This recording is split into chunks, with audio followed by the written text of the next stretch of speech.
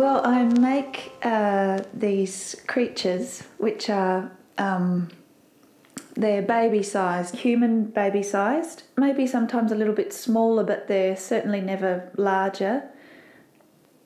Yeah, that's what I do. I've made quite a few. I feel very awkward when I'm not doing anything with my hands. When I'm not making them, I feel a bit anxious, and social situations I find really irksome. Some days I just make loads and loads, and that feels like a good day for me. And I find the constant productivity is really calming. I feel like when I'm making them that I'm actually moving forward in life, and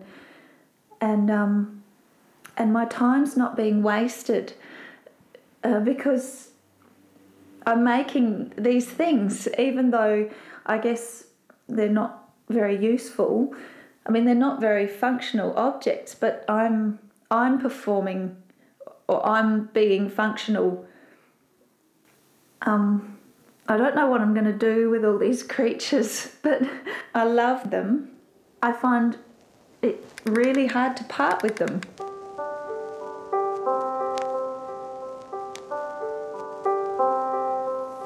I get this sort of picture of, me frying onion in my head, right?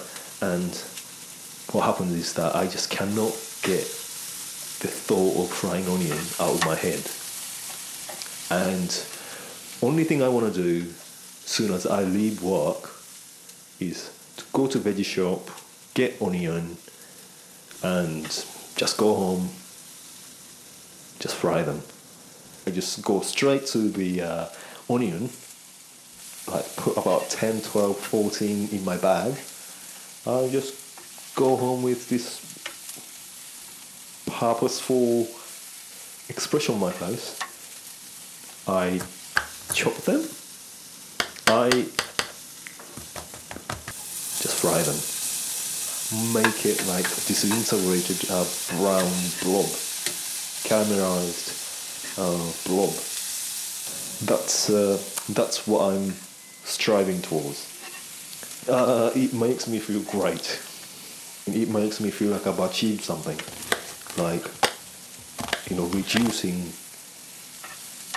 14 onions into a blob that is like size of my fist. People sort of underestimate power of onion too much, and that bothers me.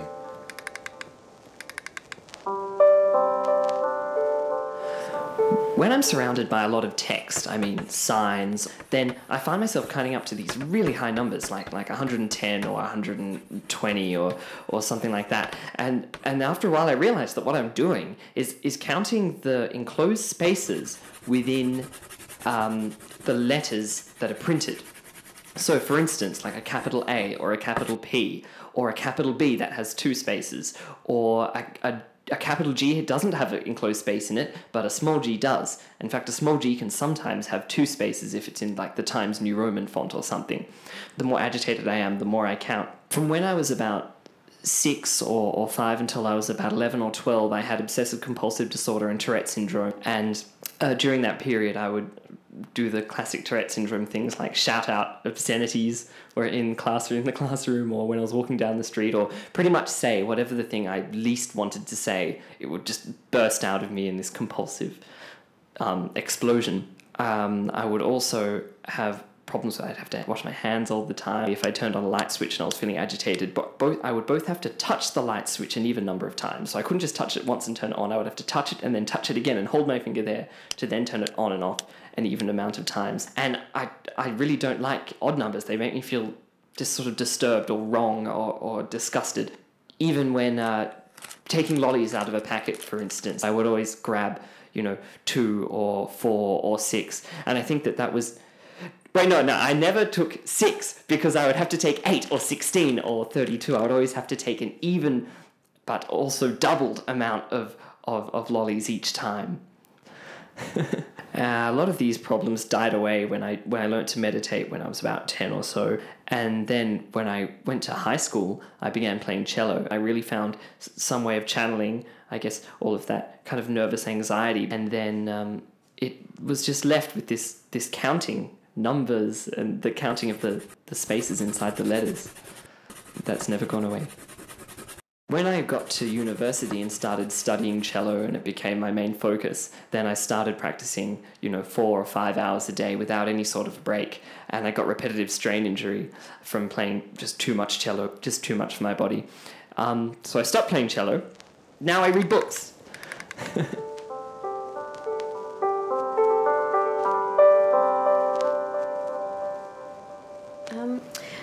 Well, when I'm in the library, if I come across... I'm quite often reading, and if I come across a naked body, I feel like I should cover it up, so I draw underwear on the bodies. I do that on all the art books mainly because that's where there's mostly naked people. I don't like to see them without underwear. I think that it's not really right. Well, I have to find a really quiet corner of the library and make sure no one's watching. I always do it secretively. I'm nearly caught before, and it's quite scary, really. I know I'm doing the wrong thing because it's in the library and they're not my books, but I don't want these people to be seen without their underwear, and I think I wouldn't want to be seen without my underwear. I want them to look nice. I've got this weird thing that when I see somebody with a really sharp nose, I just get quite uneasy. I can't stop sort of staring at them, and I get this kind of feeling, and this thought keeps going through my head, that they're going to pick someone, and it's relentless, and it just won't leave my head. And then I think I've just got to look away and try not to concentrate on this sort of pecking. Yeah. I have to really distance myself. They're going to pick someone. Sometimes if I'm at a party and I see someone with a little tiny sharp pointy nose, well, these thoughts just keep going around in my head, and I actually have to leave the room. I just have to get out of there, and it's just basically the only way that I can neutralise the situation. I get anxious that I'm not paying enough attention and that person is just going to start pecking everyone. Yeah. When my attention's turned away, it actually sort of works worse, and I sort of think there's going to be it's going to result in a massacre. And everybody's just going to be pecked to death.